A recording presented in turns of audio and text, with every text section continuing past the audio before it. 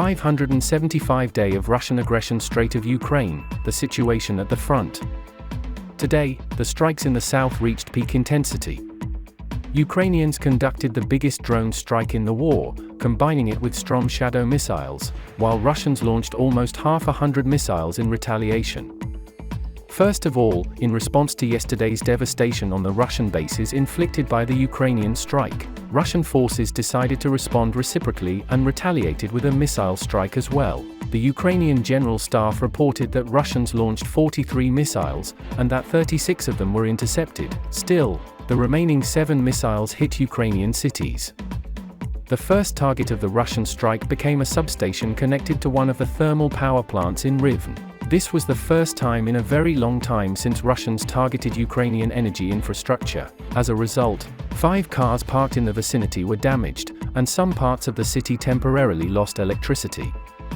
The second target became the Hotel Centralna in Cherkasy. Russian sources claimed that the hotel was used as a base for foreign mercenaries. However, the abundant footage from the first moments of the strike till the end of evacuation shows that there were around 24 people in the hotel in total, all of them Ukrainian civilians.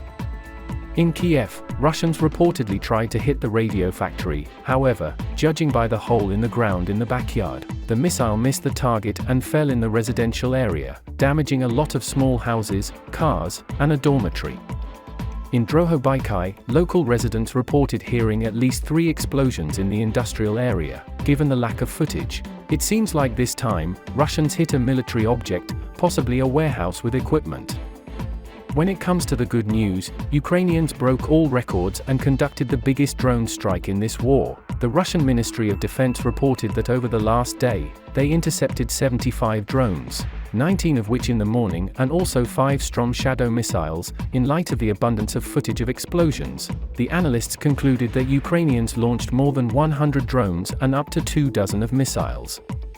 The main target of the strike became the Russian airfield in Novofedorivka. Ukrainian intelligence reported that at the moment of the strike, Russians had 12 fighter jets of various types and 1 air defense Panzer. The airfield is also used as a training base for operators of drones Mojaher, so there were a lot of aerial targets. We have seen footage of explosions from drone strikes in this region already yesterday. However, this was just to exhaust and overload the Russian air defense prior to a missile strike.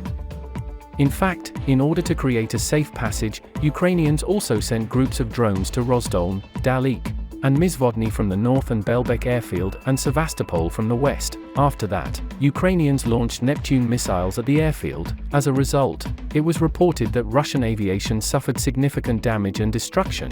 Some Russian sources also mentioned that Russians also lost at least 30 soldiers. Later, the Ukrainian General Staff confirmed that they conducted a combined attack on the airfield. Nonetheless, this was not the only successful strike today. Geolocated footage suggests that a lot of targets were hit around Sevastopol as well. So far, there is not enough information regarding the target of this strike. However, more information became available about yesterday's strike in this place. Recently released satellite footage from Planet Labs shows the aftermath of the Storm Shadow strike on the command post of the Russian Black Sea Fleet. Ukrainian intelligence reported that this was Communication Center number 744 of the Russian command. The Russian command used this previously abandoned base instead of the main one because Ukrainians already hit their main headquarters with the drones in the past. Unfortunately for Russians, the safety measures did not help. By the way, after evacuating all of their submarines from Sevastopol, Russians started evacuating all assault landing ships. So it looks like Crimea no longer has its fleet, and after today, also aviation. In the meantime, Ukrainians conducted a precision strike on another Russian command center, this time in Melitopol. Ukrainian intelligence found out that Russians started using a former engine factory, communicated this information to the Air Force, and together destroyed it. As a result, dozens of officers were killed and dozens hospitalized, including the commander of the Russian 58th Army.